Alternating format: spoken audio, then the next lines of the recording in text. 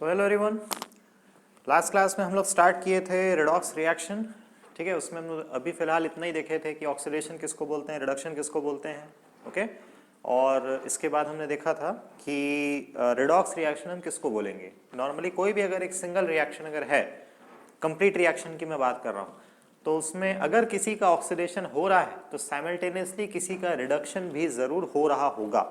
ये बात आपको हमेशा जो है याद रखना है। समझ रहे हैं? जैसे कि एक बेसिक एग्जांपल मैं आपको बता देता हूँ फिर से। सपोज ये वाटर जो है, अगर आप इसका इलेक्ट्रोलिसिस करते हैं तो आपको हाइड्रोजन और ऑक्सीजन मिलता है। समझ रहे हैं? अब ऑक्सीजन को देखो, ऑक्सीजन के साथ पहले हाइड्रोजन था और अब नहीं है, तो हाइड्रोजन निकला और हाइड्रोजन का निकलना क्या है? ऑक्सीडेशन है। तो क्या आप इसको ऑक्सीडेशन रिएक्शन बोलेंगे? नहीं। अगर आप ध्यान से देखो हाइड्रोजन को, तो हाइड्रोजन में पहले ऑक्सीजन था और अब नहीं है, तो ये क्या हो गया? ये हो गया रिडक्शन। समझ गए? तो ये भी क्या है? This is also a redox reaction.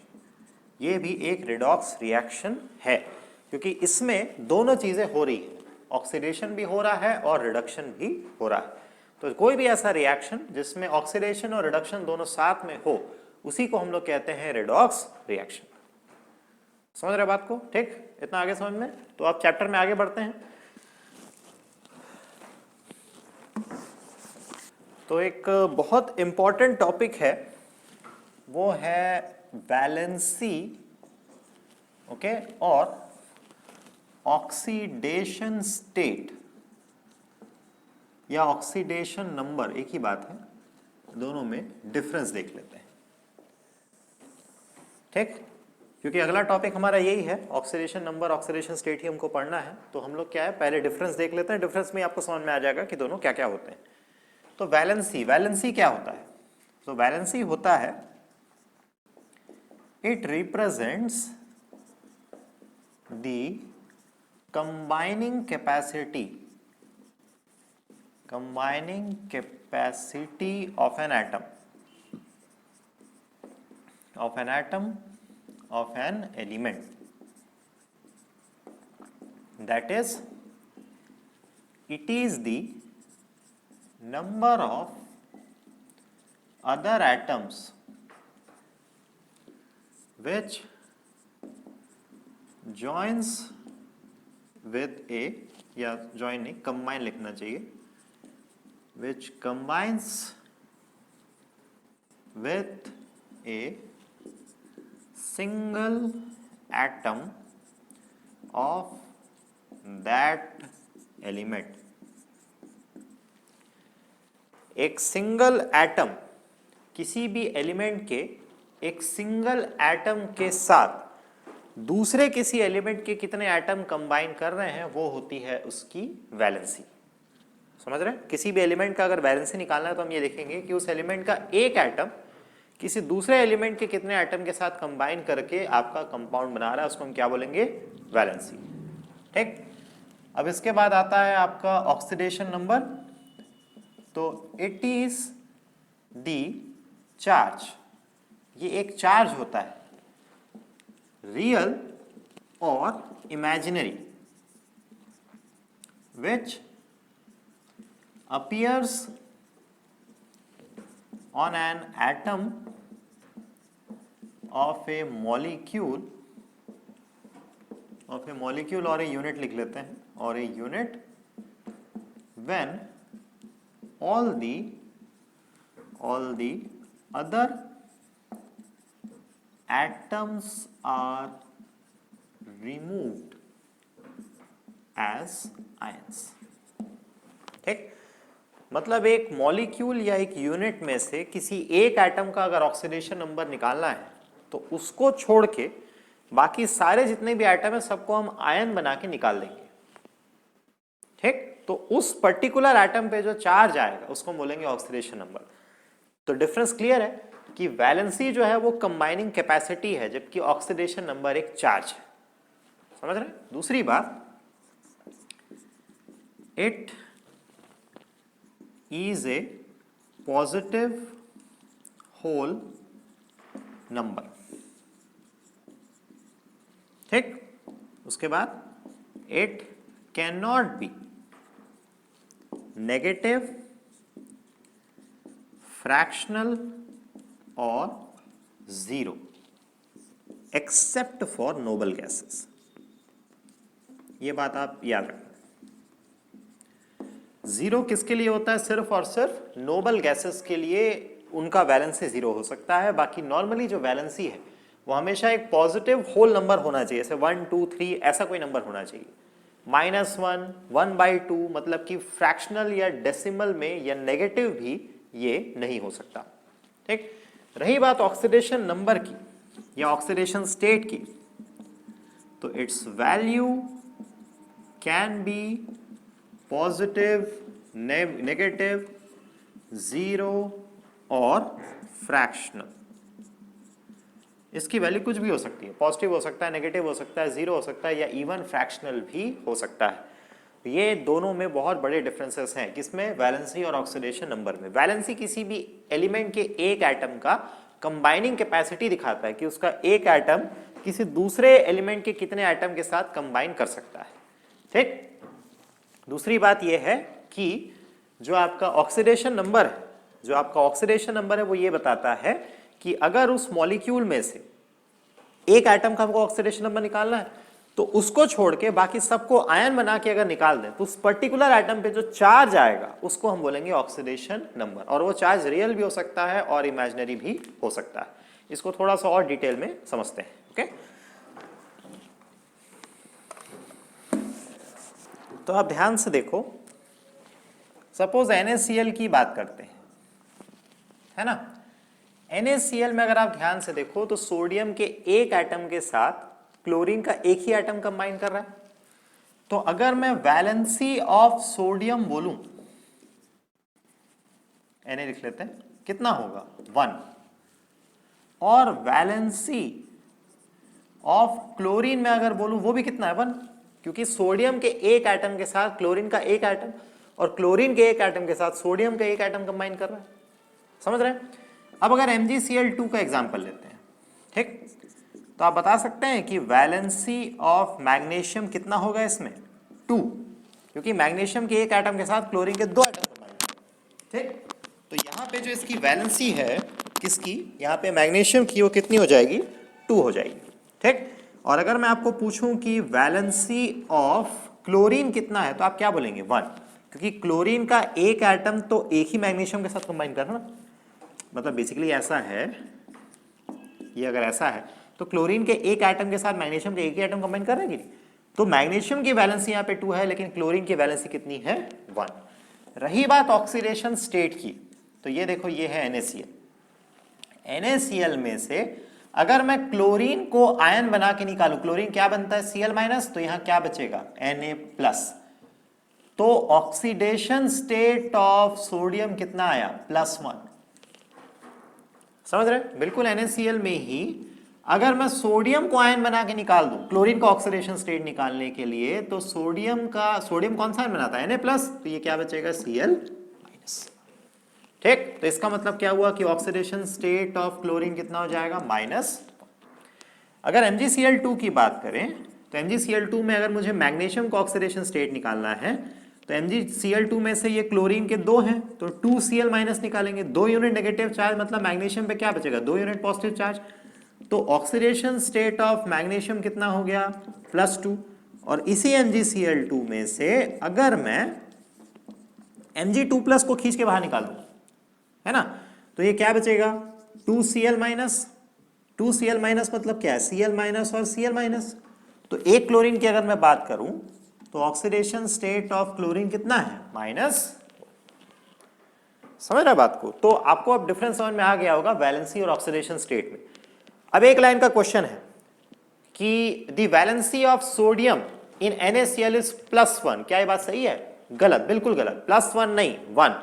जहां पे भी आप सिंबल, वैसे +1 और 1 एक ही बात होता है, लेकिन फिर भी आपको ये चीज याद रखना है कि जब भी आप साइन लगा देंगे गड़बड़ हो जाएगा।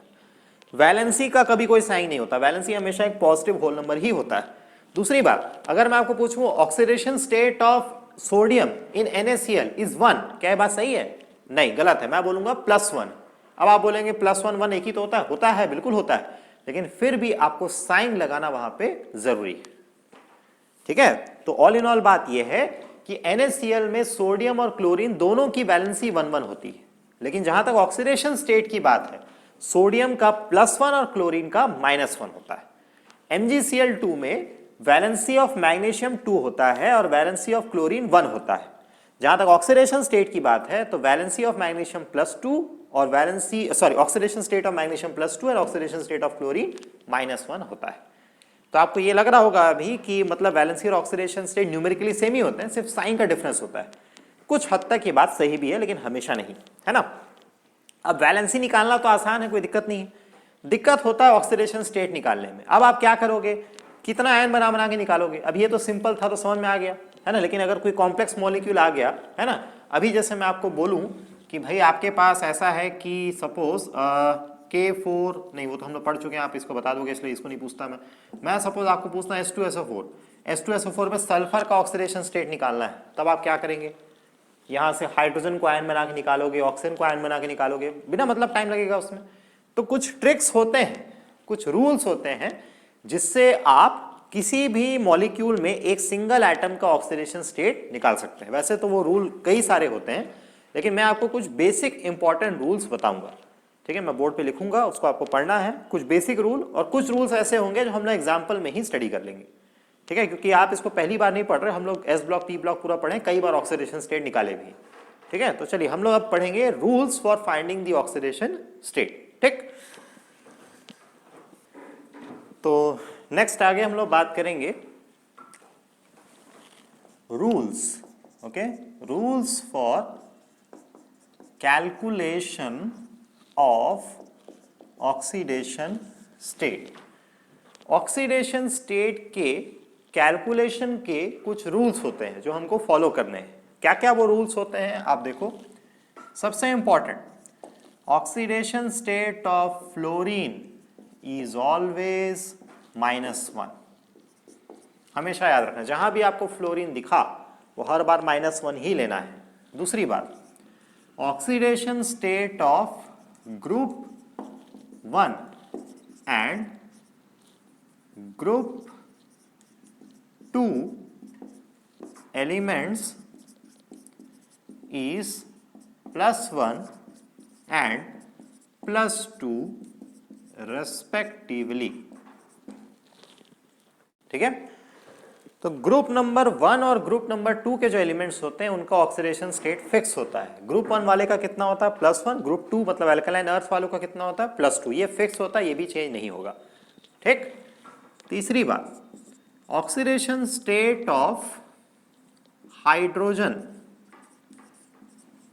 is taken as +1 except, exception है, in metal hydrides। metal hydrides like NaH, CaH2 etc, ठीक है। इसमें और एक एक्सेप्शन है, वो है कॉपर हाइड्राइड।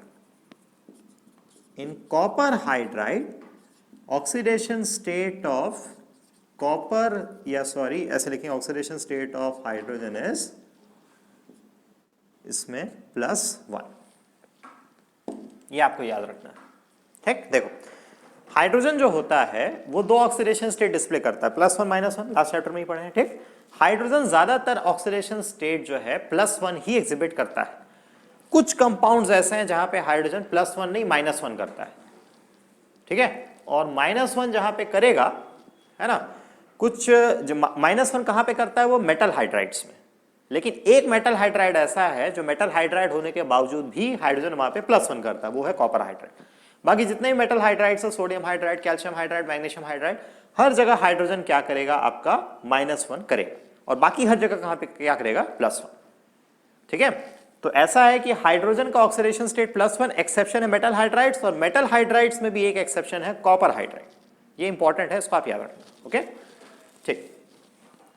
इसके बाद में oxidation state of oxygen is -2 accept in H2O2। कितना होता है H2O2 में, -1, ठीक। OF2 में कितना होता है +2, है ना। उसके बाद super oxide ion, super oxide ion किसको बोलते हैं, O2 माइनस, और कितना होता है इसमें -1/2, है ना। इसके बाद O2F2, O2F2 में कितना होगा इसका +1। तो ऑक्सीजन जो होता है उसका ऑक्सीडेशन स्टेट -2 होता है हर जगह पे, ये आपको याद रखना, हर बार ऑक्सीजन का -2 ही लेना है, कुछ जगह को छोड़ के। जैसे हाइड्रोजन पेरोक्साइड में कितना होता है -1, क्यों, क्योंकि हाइड्रोजन पेरोक्साइड में हाइड्रोजन का +1 लेंगे, क्योंकि हाइड्रोजन का तो +1 ही होता है, मेटल हाइड्राइड तो है नहीं, तो इसका +1 लेंगे तो इसका -1 आएगा। ठीक, एक बात आप और याद रखना कि ऑक्सीडेशन स्टेट प्लस या माइनस कैसे हो जाता है।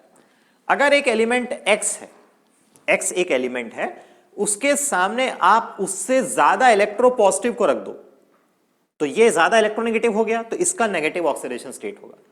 और X के सामने आप एक ऐसा एलिमेंट रख दो जो ज्यादा इलेक्ट्रोनेगेटिव है, तो ये ज्यादा इलेक्ट्रोपॉजिटिव हो गया, तो इसका ऑक्सीडेशन स्टेट पॉजिटिव होगा।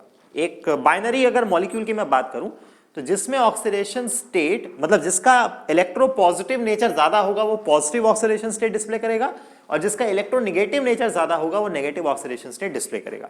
तो आपका जो फ्लोरीन है वो सबसे ज्यादा इलेक्ट्रोनेगेटिव है, उससे ज्यादा इलेक्ट्रोनेगेटिव तो कोई हो नहीं सकता, इसलिए फ्लोरीन हमेशा नेगेटिव ऑक्सीडेशन स्टेट ही डिस्प्ले करता है, और कितना होता है उसका -1। लेकिन ऑक्सीजन की जहां तक बात है, ऑक्सीजन हर जगह नेगेटिव ही करता है, लेकिन ऑक्सीजन से ज्यादा इलेक्ट्रोनेगेटिव एक और है, और वो कौन है आपका फ्लोरीन। तो ऑक्सीजन फ्लोरीन के सामने पॉजिटिव ऑक्सीडेशन स्टेट डिस्प्ले करेगा, बाकी हर बार नेगेटिव करता है। इतना आ रहा समझ में, ओके ठीक।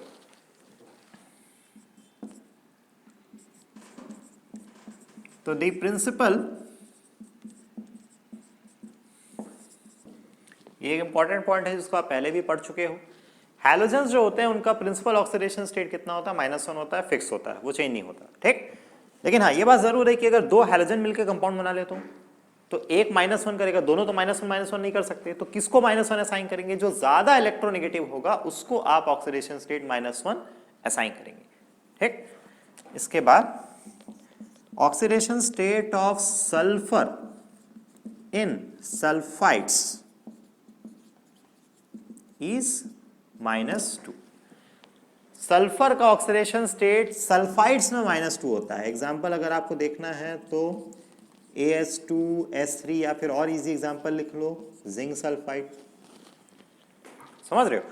तो सल्फर का ऑक्सीडेशन स्टेट सिर्फ और सिर्फ सल्फाइड्स में -2 होता है, हर जगह नहीं। सल्फर का ऑक्सीडेशन स्टेट बहुत हद तक वेरी करता है,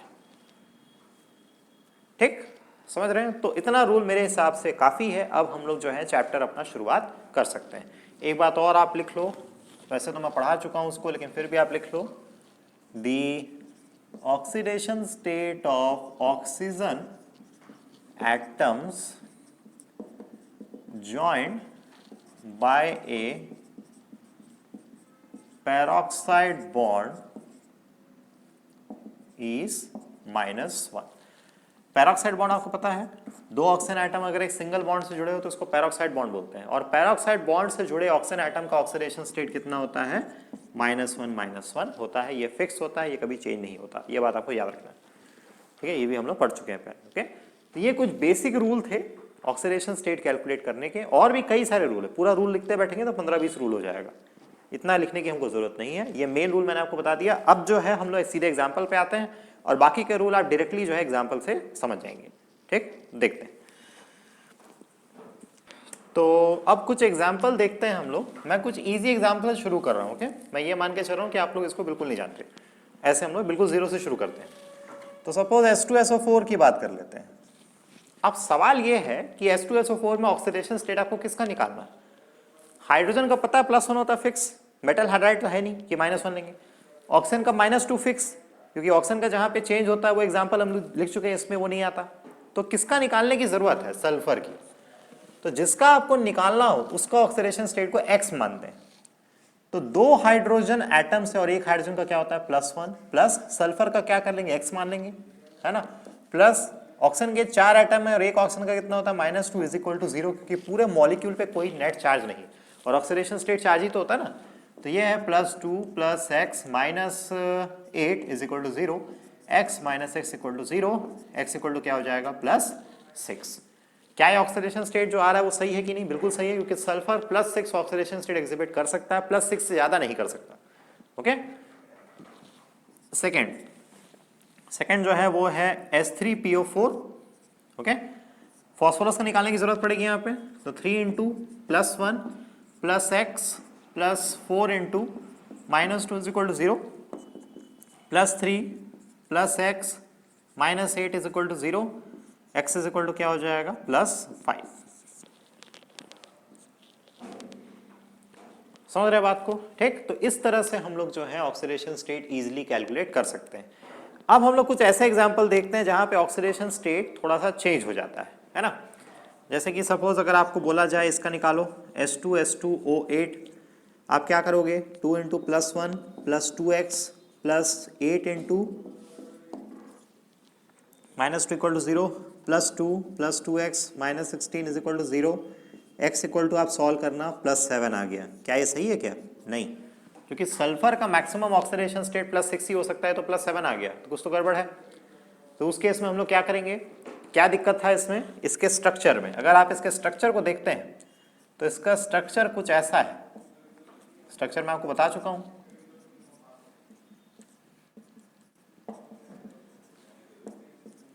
तो यहां पे टोटल 8 ऑक्सीजन एटम्स हैं, 1 2 3 और ये 1 2 3, 6 ऑक्सीजन एटम्स ऐसे हैं जो नॉर्मल ऑक्सीजन एटम्स हैं, लेकिन 2 ऐसे हैं जो पैरोक्साइड बॉन्ड से जुड़े, और पैरोक्साइड बॉन्ड से जुड़े हुए जो ऑक्सीजन एटम्स होते हैं उनका ऑक्सीडेशन स्टेट -1 लेना होता है। मतलब 6 ऑक्सीजन का -2 लेंगे, 2 ऑक्सीजन का -1 लेंगे, प्लस हाइड्रोजन भी तो है तो 2 इंटू +1 लेंगे, प्लस सल्फर का 2x ले लेते हैं इक्वल टू 0। तो ये -12 -2 +2 +2x is equal to 0, x is equal to क्या हो जाएगा +6।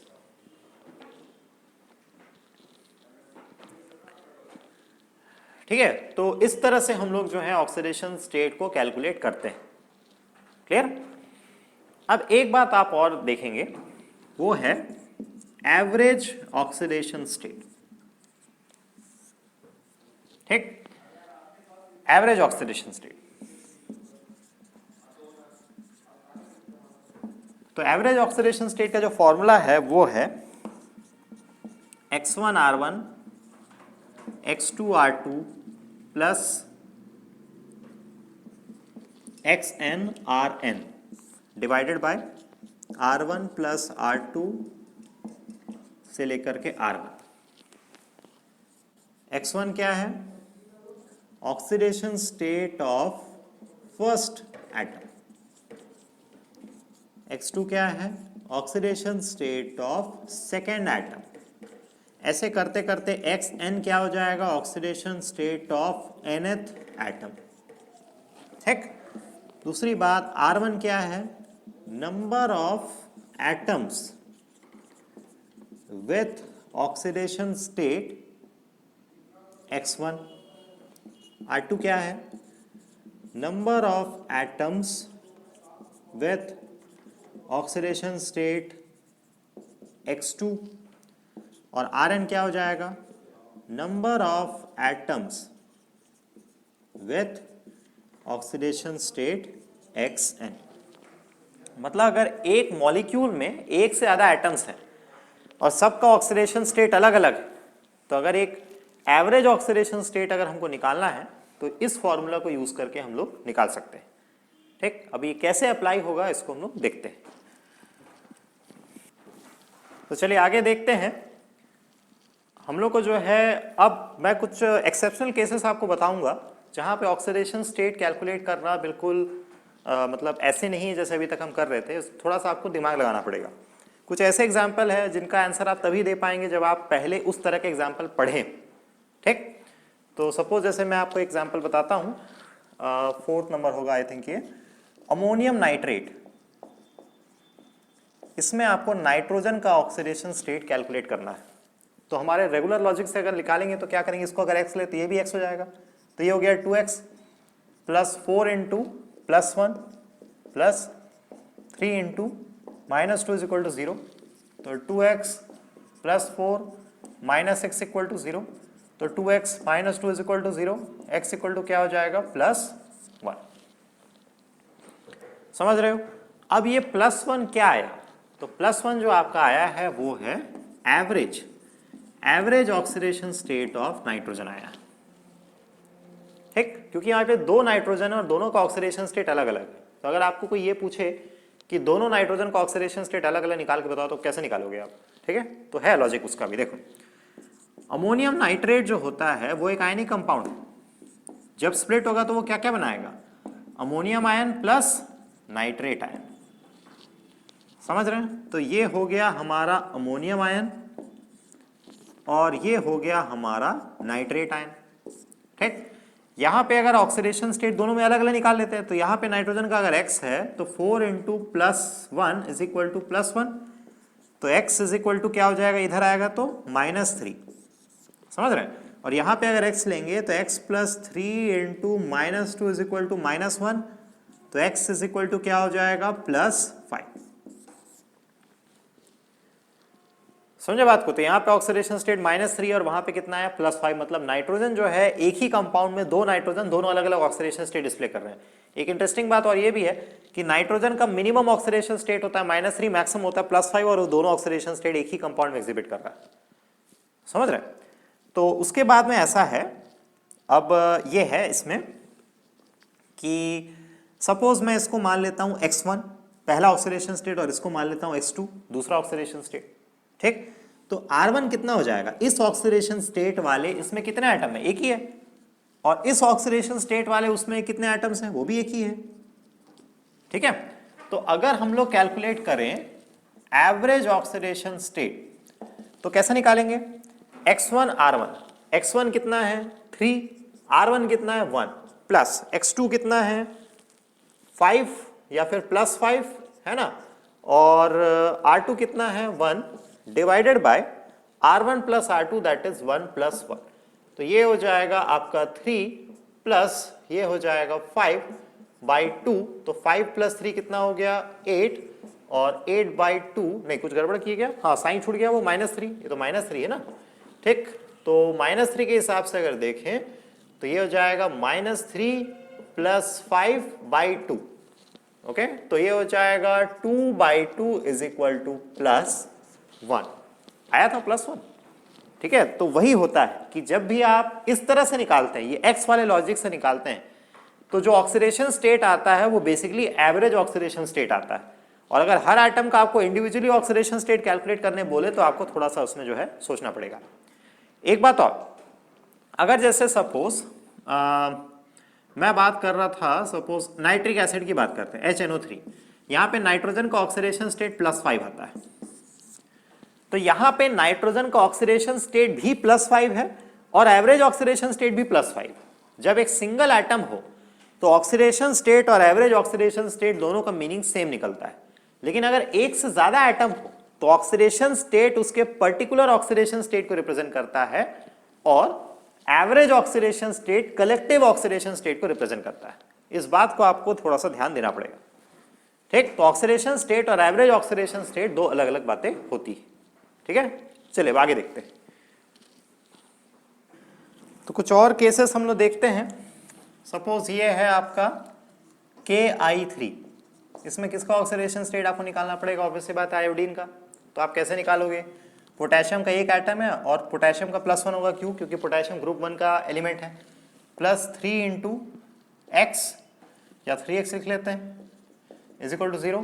x इक्वल टू क्या आ गया? -1/3, और ये क्या आया? ये आया एवरेज ऑक्सीडेशन स्टेट, ठीक। अगर इंडिविजुअल निकालने बोले तो कैसे निकालेंगे?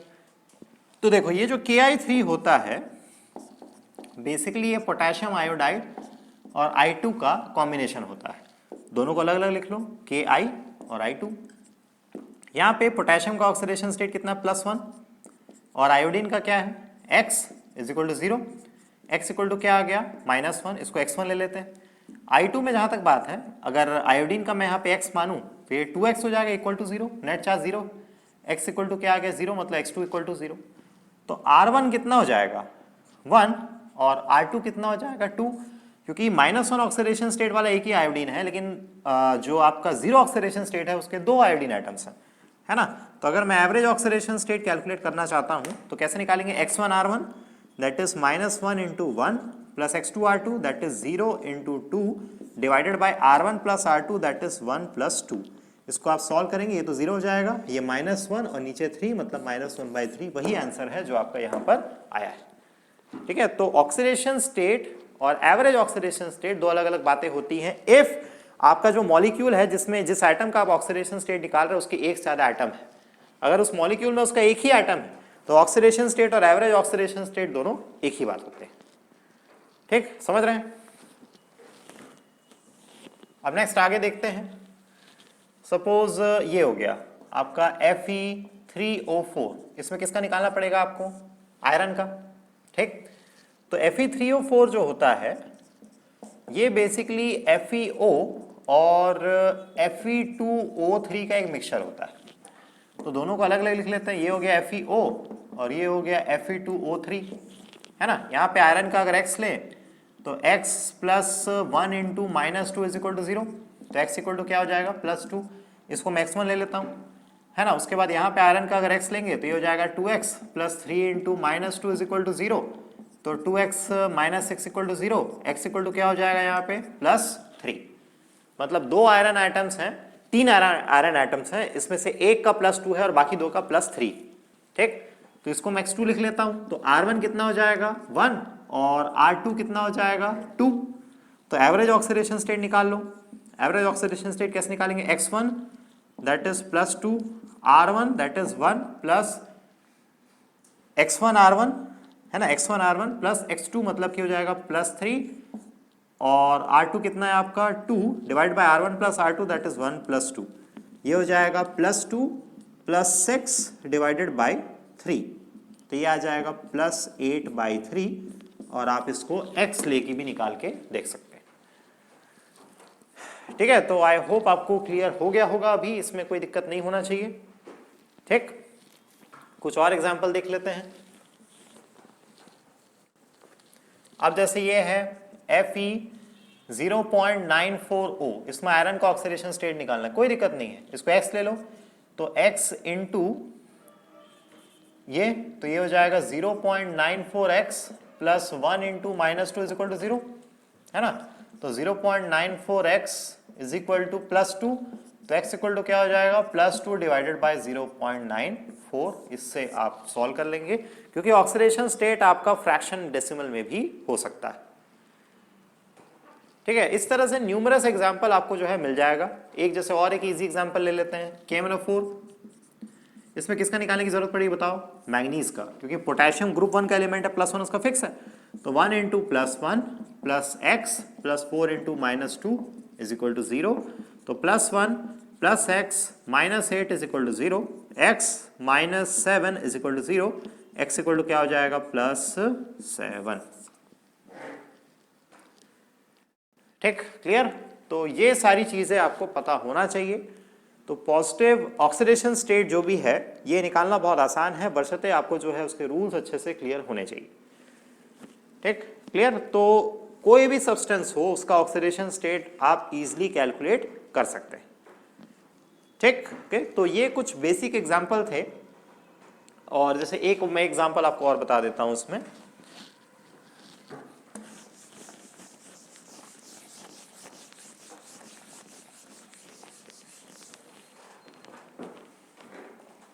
एक एग्जांपल और है CrO5, ये कंपाउंड आया भी था, है ना, जब हम लोग ये पढ़ रहे थे K2Cr2O7 जब पढ़ रहे थे उसमें ये कंपाउंड आया था। इसमें क्रोमियम का आपको ऑक्सीडेशन स्टेट निकालना है, तो उसको आप क्या करेंगे? x plus 5 into -2 is equal to 0, x equal to आ गया +10। अब ये तो गड़बड़ हो गया, क्यों गड़बड़ हुआ? क्योंकि आपका क्रोमियम जो है डी ब्लॉक का एलिमेंट है, और डी ब्लॉक के किसी भी एलिमेंट का मैक्सिमम ऑक्सीडेशन स्टेट कितना हो सकता है? +8, और वो भी किसी किसी का ही होता है, जैसे ऑस्मियम रुथेनियम का ही होता है, नॉर्मली +7 ही होता है। ये तो +10 चला गया, मतलब कुछ तो गड़बड़ है। तो क्या दिक्कत क्या है? प्रॉब्लम इसके स्ट्रक्चर में। CrO5 का स्ट्रक्चर याद करो, मैं आपको बताया भी था, बटरफ्लाई जैसा स्ट्रक्चर होता है इसका, ये ऐसा। तो यहाँ पे आप क्लियर देख सकते हैं कि 5 ऑक्सीजन एटम में से एक ऑक्सीजन एटम ऐसा है जो नॉर्मल है, मतलब इसका -2 लेंगे, लेकिन बाकी के जो 4 हैं ये पैरोक्साइड बॉन्ड में, मतलब चारों का -1 लेंगे, plus x is equal to 0, क्योंकि क्रोमियम का तो एक ही है। तो ये हो जाएगा -2 -4 plus x equal to 0, x equal to क्या आ जाएगा +6, और +6 क्रोमियम का ऑक्सीडेशन स्टेट एग्जिबिट करता है क्रोमियम। ठीक है, समझ रहे हैं? तो इस तरह से जो है आपको नॉर्मल ऑक्सीडेशन स्टेट कैलकुलेट करना रहता है। ठीक, अब आगे हम लोग देखेंगे एक दो केसेस ऐसे जहां पे अगर एक मॉलिक्यूल अगर है और उसमें दो एटम का ऑक्सीडेशन स्टेट अननोन है। अभी तक तो जैसे किसी एक का ही अननोन था तो निकाल लिए, लेकिन अगर दो का अननोन हो जाए तब आप क्या करोगे? तब उस केस में ऐसे कुछ स्पेशल केसेस होते हैं जहां पे दो ऑक्सीडेशन स्टेट अगर अननोन है, तब आप कैलकुलेशन कैसे करेंगे वो हम लोग देखेंगे। ठीक, इसके बाद जब ऑक्सीडेशन स्टेट हम ये करना सीख जाएंगे तब हम मूव ऑन करेंगे अपने अगले टॉपिक पे जो कि है बैलेंसिंग। ठीक, तो पहले हम लोग ऑक्सीडेशन स्टेट कंप्लीट करते हैं। ठीक, ब्रेक लेते हैं ना थोड़ा देर। चलिए आगे शुरुआत करते हैं। कुछ एक दो एग्जांपल मैं आपको और बता देता हूँ। एक बहुत ही पॉपुलर कंपाउंड है जिसको हम लोग कहते हैं ब्लीचिंग पाउडर। आप लोग अक्सर सुने होंगे, देखे होंगे, घर पे अवेलेबल होता है। ओके, इसका केमिकल जो फॉर्मूला है वो होता है CaOCl2, और इसका जो केमिकल नेम है वो है कैल्शियम ऑक्सीक्लोराइड। ओके, हर कंपाउंड के दो अलग अलग नाम होते हैं, एक उसका कॉमन नेम होता है, एक उसका केमिकल नेम होता है। अब किसी दुकान में आप जाओगे और उसको बोल के आप देखना कैल्शियम ऑक्सीक्लोराइड चाहिए, उसको ऑब्वियस सी बात नहीं समझ में आएगा। हाँ, ब्लीचिंग पाउडर चाहिए बोलोगे तो वो समझ जाएगा। ठीक, तो ये फॉर्मूला याद रखना। अब इसमें जो है आपको किसका ऑक्सीडेशन स्टेट निकालने की जरूरत पड़ेगी बताओ? क्लोरीन का। क्यों? क्योंकि ऑक्सीजन का -2 फिक्स है, कैल्शियम ग्रुप 2 का एलिमेंट है, +2 फिक्स है, क्लोरीन का निकालने की जरूरत है। तो आप क्या करेंगे? कैल्शियम का एक एटम है +2, ऑक्सीजन का एक एटम है -2, +2 इंटू -1 सॉरी इसका तो निकालना है ना, तो 2s इक्वल टू 0, और ये -1 नहीं आएगा यहाँ पे। ओके, तो ये आ जाएगा +2, उसके बाद -2 +2x is equal to 0, x equal to क्या आ गया 0, और ये क्या आया उसका एवरेज ऑक्सीडेशन स्टेट आया है। समझ रहे हो? अब ऐसा है कि जो कैल्शियम ऑक्सीक्लोराइड होता है ना, ये ऐसा है Ca, ठीक, उसके बाद OCl माइनस और Cl माइनस, क्योंकि कैल्शियम का होता है +2 है ना, और इस पे पूरे पे -1 और इस पे -1। तो यहां पे अगर मैं इसकी बात करूं OCl माइनस है ना, और ये Cl माइनस, अगर मैं यहाँ पे ऑक्सीजन का 1 इंटू -2 प्लस क्लोरीन का अगर x ले लूं तो ये क्या हो जाएगा -1 है ना, तो ये हो जाएगा -2 plus x equal to -1, x equal to क्या हो जाएगा +1। ठीक, इसके बाद यहाँ पे x इक्वल टू क्या हो जाएगा -1, क्योंकि इसको अगर x लेंगे तो नेट चार्ज तो -1 है, तो ये हो जाएगा सपोज x1, और इसको ले लेते हैं x2, और R1 भी 1 होगा और R2 भी 1 होगा, है ना। अगर आप एवरेज चेक करना चाह रहे हैं, एवरेज ऑक्सीडेशन स्टेट निकालो, x1 कितना है +1, R1 कितना है 1, प्लस x2 कितना है -1, और ये भी 1 डिवाइडेड बाय 1 + 1, तो ये हो जाएगा +1 प्लस -1 डिवाइडेड बाई 2, तो +1 -1 डिवाइडेड बाई 2 ये क्या हो जाएगा 0, और 0 ही क्या है आपका एवरेज ऑक्सीडेशन स्टेट आया है। ठीक, एक और एग्जांपल देख लेते हैं, NOCl। ओके, यहाँ पे किसको निकालने की जरूरत पड़ेगी? यहाँ पे अगर आप देखेंगे, अब यहाँ पे हाँ, यहाँ पे प्रॉब्लम है, क्योंकि यहाँ पे ऑक्सीजन का तो फिक्स है, लेकिन ना तो नाइट्रोजन का नोन है ना ही क्लोरीन का। क्लोरीन का -1 कैसे लेंगे, है ना, क्योंकि क्लोरीन का तो ऑक्सीडेशन स्टेट चेंज भी हो सकता है, फ्लोरीन होता तो -1 ले लेते। तो इसमें क्या है, ये जो NOCl होता है ये स्प्लिट हो सकता है NO+ और Cl- में। तो NO+ में अगर मैं नाइट्रोजन का x ले लूं तो x + 1 into -2 is equal to +1, x - 2 is equal to +1, x is equal to क्या हो जाएगा +3। ठीक, और रही बात क्लोरीन की, तो क्लोरीन का क्या हो जाएगा x इज इक्वल टू -1।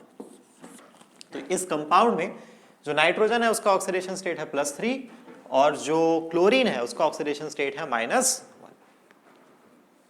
ठीक, क्लियर? तो इस तरह से जो है हम लोग ऑक्सीडेशन स्टेट कैलकुलेट करते हैं। अब दिक्कत ये है कि अगर जैसे कि एक एग्जांपल ये था जिसमें एक ही मॉलिक्यूल में 2 अननोन है, तो क्या करेंगे, तो यहाँ पे तो स्प्लिट करके, क्योंकि आयनिक कंपाउंड था बन गया, लेकिन अगर आयनिक कंपाउंड ना हो तो आप क्या करोगे? तो इसमें भी कुछ ट्रिक्स होते हैं। क्या होते हैं मैं आपको बताता हूँ। अब आपके सामने एक कंपाउंड है जो कि है आपका हाइड्रोजन साइनाइड। इसमें आपको ऑक्सीडेशन स्टेट निकालना है। किसका किसका निकालने की जरूरत पड़ेगी? कार्बन और नाइट्रोजन दोनों का। तो अगर आप हाइड्रोजन साइनाइड का स्ट्रक्चर देखो तो ये ऐसा होता है, ट्रिपल बॉन्ड N। अब मैं इसमें जो रूल है, मैं रूल आपको नहीं लिखवा रहा हूं, ओके, क्योंकि रूल लिखने बैठेंगे तो बहुत टाइम लग जाएगा। मैं जो बोल रहा हूं उसको ध्यान से देखना। सबसे पहले दो को कंसिडर करो। किसको किसको? हाइड्रोजन और क्लोरीन। दोनों के बीच एक कोवेलेंट बॉन्ड है, तो दोनों को 1-1 ऑक्सीडेशन स्टेट असाइन करो। समझे? अब कार्बन और हाइड्रोजन में ज्यादा इलेक्ट्रोनेगेटिव कौन है? कार्बन। इसलिए कार्बन को नेगेटिव और इसको पॉजिटिव ऑक्सीडेशन स्टेट असाइन करो। ठीक, अब इन दोनों की बात करते हैं। कार्बन नाइट्रोजन दोनों के बीच 3-3 बॉन्ड है, तो 3-3 ऑक्सीडेशन स्टेट इनको असाइन करते हैं। ठीक, अब कार्बन और नाइट्रोजन में कौन ज्यादा इलेक्ट्रोनेगेटिव है? नाइट्रोजन। तो इसको नेगेटिव और इसको पॉजिटिव ऑक्सीडेशन स्टेट असाइन करते हैं। अब इसको ऐड कर देते हैं, तो हाइड्रोजन का क्या हो गया? +1। इसका कितना हो गया? +2 और इसका कितना हो गया? -3। मतलब हाइड्रोजन साइनाइड में इनका जो ऑक्सीडेशन स्टेट है वो कितना कितना है आपका? +1, +2 और -3। ठीक, ताकि +1 +2 और +1 मिला के +3 और +3 -3 मिला के नेट चार्ज क्या हो जाएगा उसका? 0। समझ रहे? तो इस तरह से भी जो है ऑक्सीडेशन स्टेट कभी कभी कैलकुलेट किया जाता है। ठीक, इसके बाद में अगर हम लोग HNC की बात करें, ये इसकी बात करें, ओके, तो यहां पे हाइड्रोजन और नाइट्रोजन के बीच में एक बॉन्ड है, मतलब 1-1, और यहां पे हो जाएगा +1 और ये हो जाएगा -1। अब इन दोनों की बात करते हैं नाइट्रोजन और कार्बन के बीच में। तो नाइट्रोजन और कार्बन के बीच में टोटल 3 बॉन्ड है, लेकिन 3 में से एक कोऑर्डिनेट है। हमेशा याद रखना कि जब भी कोऑर्डिनेट बॉन्ड हो दो एटम्स के बीच में ऐसा, तो दोनों को 2-2 ऑक्सीडेशन स्टेट असाइन किया जाता है, क्योंकि एक कोऑर्डिनेट बॉन्ड में 2 इलेक्ट्रॉन निकलते हैं। ठीक, अब अगर ये जो डोनेट करने वाला है ये इलेक्ट्रो पॉजिटिव है, मोर इलेक्ट्रो पॉजिटिव, ओके, और जो लेने वाला है कोऑर्डिनेट बॉन्ड के थ्रू इलेक्ट्रॉन वो मोर इलेक्ट्रोनेगेटिव। ठीक, तो फिर इसको +2 और इसको -2 असाइन करेंगे। लेकिन अगर ऐसा है कि x और y आपके दो एटम्स हैं जिनके बीच में कोऑर्डिनेट बॉन्ड है, x जो है वो मोर इलेक्ट्रोनेगेटिव है और ये मोर इलेक्ट्रोपॉजिटिव है, तो उस केस में कोऑर्डिनेट बॉन्ड के ऑक्सीडेशन नंबर को जो है हम लोग इग्नोर कर लेते हैं। समझ रहे? मतलब कोऑर्डिनेट बॉन्ड को आप अकाउंट में तब लेंगे जब आपका कोऑर्डिनेट बॉन्ड इलेक्ट्रोपॉजिटिव से इलेक्ट्रोनेगेटिव की तरफ जा रहा है, ना कि इलेक्ट्रोनेगेटिव से इलेक्ट्रोपॉजिटिव की तरफ। अब यहां पे वापस अगर आते हैं तो नाइट्रोजन और कार्बन में कौन ज्यादा इलेक्ट्रोनेगेटिव है? नाइट्रोजन, मतलब वो सेकंड वाले केस का एग्जांपल है, इसलिए कोऑर्डिनेट बॉन्ड को यहां पे हम इग्नोर कर देंगे। तो कोऑर्डिनेट बॉन्ड को अगर इग्नोर करें तो उसके अलावा कितने बॉन्ड्स दिख रहे हैं? यहाँ पे 2 बॉन्ड्स दिख रहे हैं, तो दोनों को 2-2 ऑक्सीडेशन स्टेट असाइन करेंगे कोऑर्डिनेट बॉन्ड को इग्नोर करके। नाइट्रोजन और कार्बन में कौन ज्यादा इलेक्ट्रोनेगेटिव है? नाइट्रोजन, तो नाइट्रोजन को नेगेटिव, कार्बन को पॉजिटिव। अब ऐड कर दो, हाइड्रोजन का +1, इसका -3 और इसका +2, ये आ गया आपका ऑक्सीडेशन स्टेट। आई होप आपको ये सब क्लियर हो रहा होगा। ठीक, एक और एक एक्सेप्शनल एग्जांपल है, वो है HOF। ये मैं आपको बता भी चुका हूं, लेकिन एक बार फिर से देख लेते हैं। HOF में आपको तीनों का ऑक्सीडेशन स्टेट निकालना है।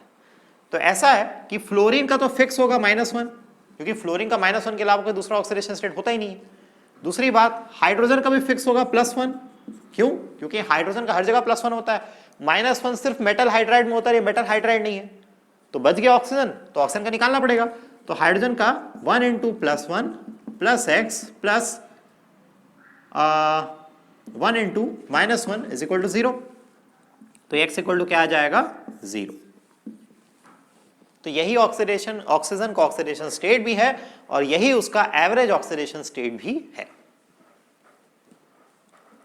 ठीक, क्लियर है आपको? इसमें कोई समस्या नहीं होना चाहिए। ओके, तो ये था आपका ऑक्सीडेशन स्टेट निकालने का बेसिक तरीका। ओके इसके अलावा और भी जो ऑक्सीडेशन स्टेट्स जो सब आएंगे वो हम लोग डिटेल में आगे हमारे चैप्टर में हम लोग उसको स्टडी करते जाएंगे, है। तो बेसिक ऑक्सीडेशन स्टेट निकालना और कुछ एडवांस मेथड्स भी मैं आपको बता चुका हूँ, ठीक। नेक्स्ट जो हम लोग को आपको आगे देखना है वो हम लोग जो पढ़ेंगे वो है बैलेंसिंग। अब इस गलतफहमी में आप बिल्कुल मत रहना कि बैलेंसिंग एग्जाम में नहीं आएगा या नहीं आता है या उसकी जरूरत नहीं, बिल्कुल नहीं। बैलेंसिंग बहुत इंपॉर्टेंट है, क्वेश्चन भी आ सकता है, किस टाइप से आ सकता है मैं आपको बताऊंगा आगे, ठीक है। तो हमको बैलेंसिंग पढ़ना है। बैलेंसिंग में हमको दो मेथड्स पढ़ने हैं, ठीक है। हमको पढ़ना है आयन इलेक्ट्रॉन मेथड, हमको पढ़ना है oxidation number method, acidic medium, basic medium, बहुत सारी चीजें रहती। तो अभी हम लोग जो है डिटेल में इसी पे बात करेंगे। और इसके लिए आप याद रखना कि पूरा एनसीईआरटी पहले बना लेना। ये एनसीईआरटी जो है ना उसमें बैलेंसिंग के बहुत अच्छे अच्छे क्वेश्चंस हैं। अगर आप पूरा बैलेंसिंग एनसीईआरटी का बना लेते हैं तो मान के चलिए कि आपका रिडॉक्स रिएक्शन का बैलेंसिंग वाला टॉपिक बहुत अच्छे से क्लियर हो जाएगा। समझ रहे बात को, ठीक। तो आगे हम लोग कंटिन्यू करते हैं, अपने बैलेंसिंग पर आते हैं, ठीक। तो नेक्स्ट हम लोग आगे करने वाले हैं बैलेंसिंग। बैलेंसिंग में आप ध्यान देंगे कि दो मेथड्स होते हैं, एक है आयन इलेक्ट्रॉन मेथड और एक है ऑक्सीडेशन नंबर मेथड। किसी को आयन इलेक्ट्रॉन मेथड अच्छा लगता है, किसी को ऑक्सीडेशन नंबर मेथड। मैं दोनों मेथड्स आपको पढ़ाऊंगा, उसके बाद आपके ऊपर है, आप जिससे करना चाहे कर सकते हैं। दोनों मेथड के अपने अपने एडवांटेजेस हैं, अपने अपने डिसएडवांटेजेस हैं। आयन इलेक्ट्रॉन मेथड जो है वो थोड़ा लंबा चलता है लेकिन ईजी है और आंसर एक्यूरेट आता है। ऑक्सीडेशन नंबर मेथड छोटा जरूर है लेकिन उसमें कुछ प्रॉब्लम, मतलब अगर आप परफेक्शन से नहीं करेंगे तो मिस्टेक होने के चांसेस उसमें बहुत ज्यादा है। तो आपके ऊपर है, आप जैसा मेथड करना चाहो कर सकते हो। मेरा काम है आपको दोनों मेथड अच्छे से कराना, ठीक। तो सबसे पहले हम लोग इस मेथड पर आते हैं, वो है आयन इलेक्ट्रॉन मेथड। इस मेथड का ये नाम क्यों है आपको आगे पता चलेगा, ओके।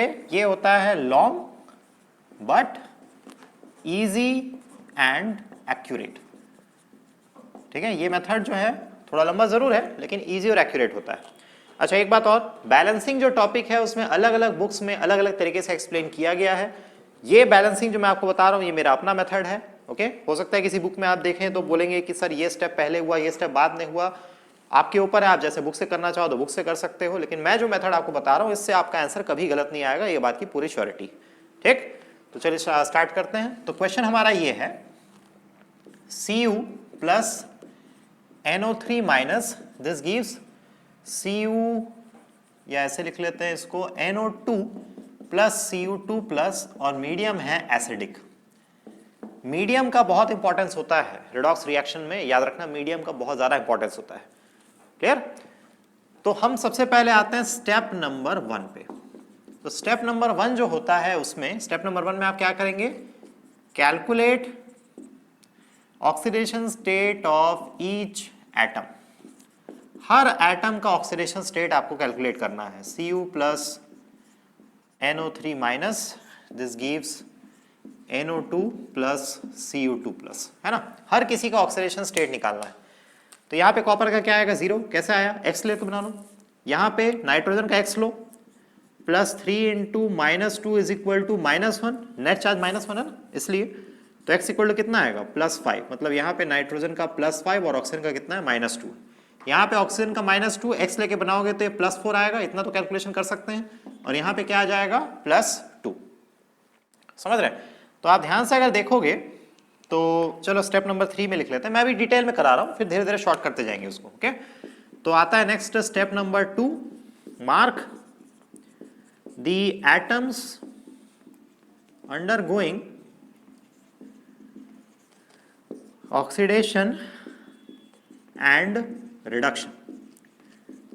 किसका ऑक्सीडेशन हो रहा है और किसका रिडक्शन हो रहा है ये आपको मार्क करना है। तो Cu plus NO3 minus, this gives NO2 plus Cu2 plus, ये है 0, ये है +5 -2 +4 -2 +2, ओके।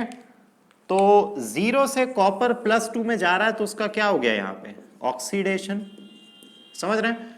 और नाइट्रोजन +5 से +4 पे जा रहा है तो उसका क्या हो गया, रिडक्शन। क्योंकि हम लोग ये बात पढ़ चुके हैं कि increase in oxidation state is oxidation and decrease in oxidation state is reduction, clear. इसके बाद में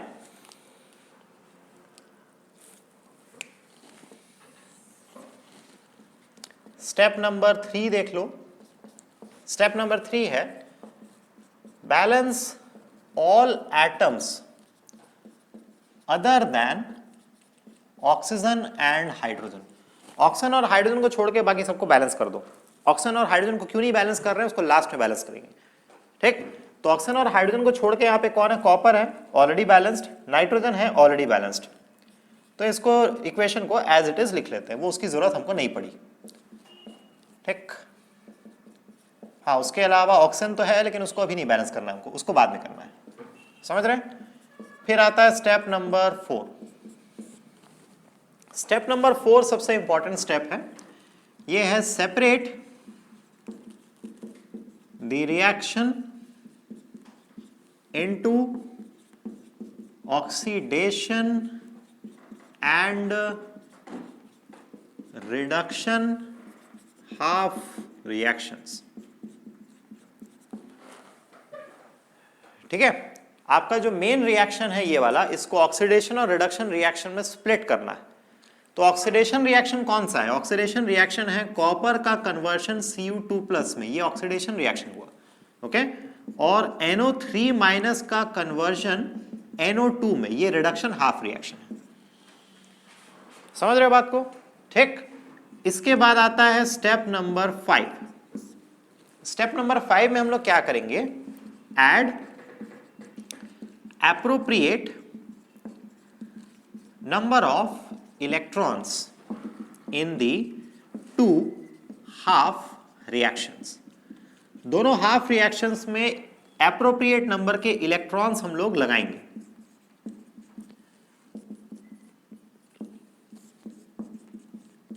ठीक, तो यहां पे आप देख सकते हैं कि कॉपर का ऑक्सीडेशन स्टेट कहां है, 0 से +2, 2 यूनिट बढ़ा, तो 2 यूनिट बढ़ने के लिए 2 इलेक्ट्रॉन का लॉस भी तो करना पड़ेगा ना, क्योंकि ऑक्सीडेशन है।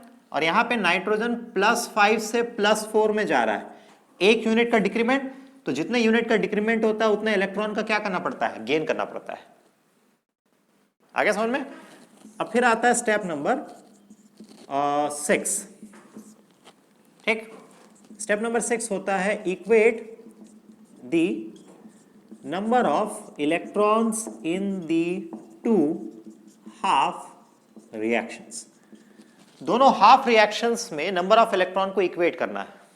ठीक, तो चलो मैं अगर इसको मार्क कर दूं, इक्वेशन नंबर 1 और इक्वेशन नंबर 2 है ना, तो इक्वेशन नंबर जो 1 है मैं इसको मल्टीप्लाई करता हूं 1 से, और इक्वेशन नंबर 2 को मल्टीप्लाई कर देते हैं 2 से, ताकि ये 2 से मल्टीप्लाई होगा तो 2 इलेक्ट्रॉन हो जाएंगे दोनों में। ठीक, बस ये है कि आप जिसको मल्टीप्लाई अगर इक्वेशन को एक नंबर से मल्टीप्लाई कर रहे हो तो सबको मल्टीप्लाई करना है। ठीक, तो आगे देखते हैं इसमें।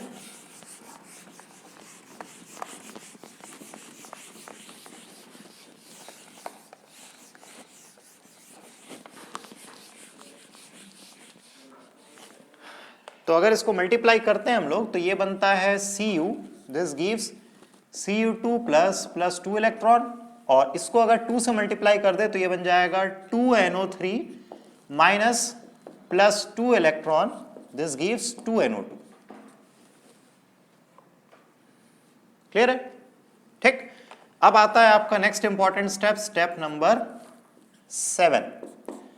स्टेप नंबर 7 कहता है कि add the two half reaction.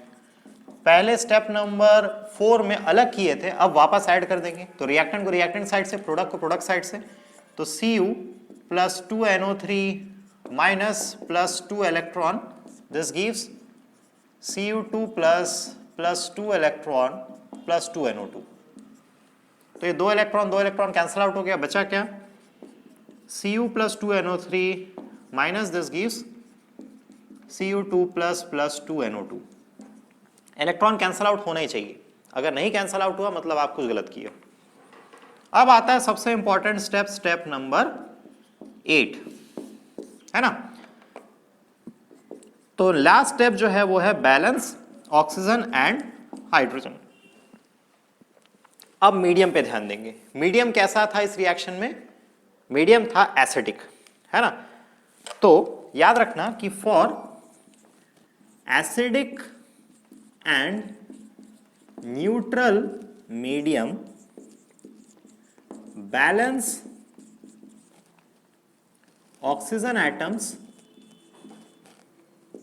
by adding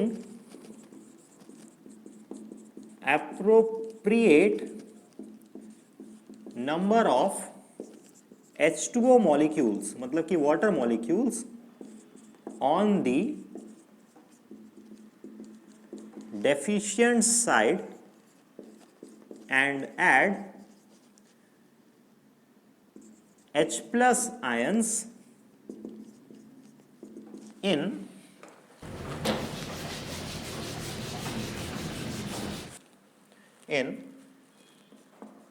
the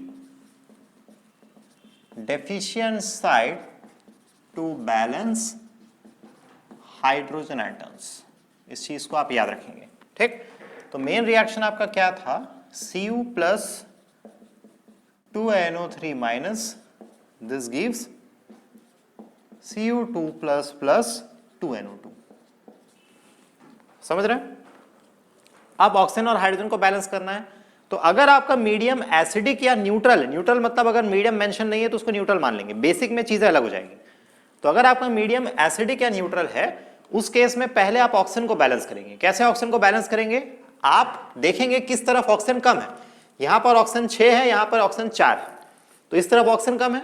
तो जहां पर ऑक्सीजन कम है वहां पे आप वाटर ऐड करेंगे। कितना वाटर ऐड करेंगे, जितने की जरूरत है। तो मैं यहाँ पे 2 ऐड करूंगा ताकि 2 ऑक्सीजन ये और ये 4, टोटल 6 के बराबर हो जाए। अब वाटर ऐड करने से ये हुआ कि रिएक्शन में पहले हाइड्रोजन नहीं था, अब हाइड्रोजन आ गया। इस तरफ टोटल 4 हाइड्रोजन आ गया और इस तरफ हाइड्रोजन नहीं। तो जिस तरफ हाइड्रोजन कम पड़ रहा है वहां पे आप H प्लस आयन ऐड कर देंगे। तो 4H प्लस ऐड करने से हो जाएगा बैलेंस। तो ये है आपका कंप्लीट बैलेंस रिएक्शन। समझ गए? इस तरह से आपको करना है। इस मेथड को मैं, मतलब इस क्वेश्चन को मैं और एक बार बताऊंगा जब हम लोग ऑक्सीडेशन नंबर मेथड करेंगे, उसमें आपको मैं शॉर्ट में और इसको बैलेंस करना सिखाऊंगा। पहली बात। दूसरी बात ये भी है कि क्वेश्चन एग्जाम में कैसे आएगा। तो क्वेश्चन एग्जाम में आएगा कि आपका क्वेश्चन क्या था, ये Cu plus NO3 minus this gives Cu2 plus plus, या ऐसे लिखे थे कि हम लोग NO2 पहले लिखे थे, कोई बात नहीं, NO2 प्लस Cu2 प्लस, ठीक है। This is a redox reaction after balancing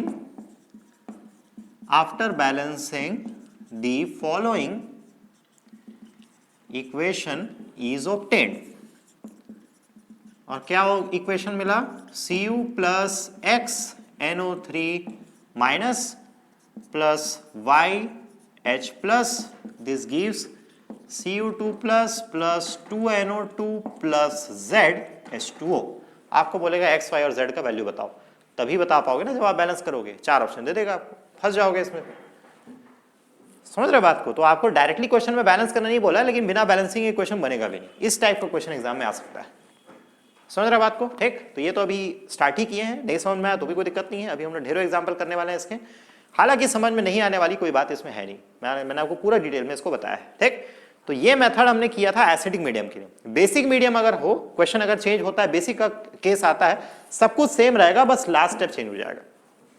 और लास्ट स्टेप ही आपका मेन स्टेप है, वही मिस्टेक होने के चांसेस रहते हैं। उसके बाद हम लोग आगे पढ़ेंगे ऑक्सीडेशन नंबर मेथड, जिसमें इन्हीं एग्जांपल्स को उस मेथड से करके देखेंगे। मैं दोनों मेथड आपको बता दूंगा, जो मेथड आपको ठीक लगे आप उसको फॉलो कर सकते हैं। ठीक। तो चलिए आज के लेक्चर में इतना रखते हैं। ओके। बाकी फिर हम लोग नेक्स्ट क्लास में आगे कंटिन्यू करेंगे। नेक्स्ट क्लास में हम लोग सिर्फ और सिर्फ बैलेंसिंग करेंगे, और अगर हमारा पूरा बैलेंसिंग कंप्लीट हो जाता है तो फिर इस चैप्टर में हम लोग एक स्टेप और आगे जाएंगे, जो कि है इलेक्ट्रोकेमिकल सीरीज, और वहीं से आपका इलेक्ट्रोकेमिस्ट्री वाला चैप्टर शुरू होता है। ये चैप्टर काफी छोटा और काफी इंपॉर्टेंट चैप्टर है। ठीक। तो आज इतना रखते हैं, नेक्स्ट क्लास में हम मिलते हैं। Thank you.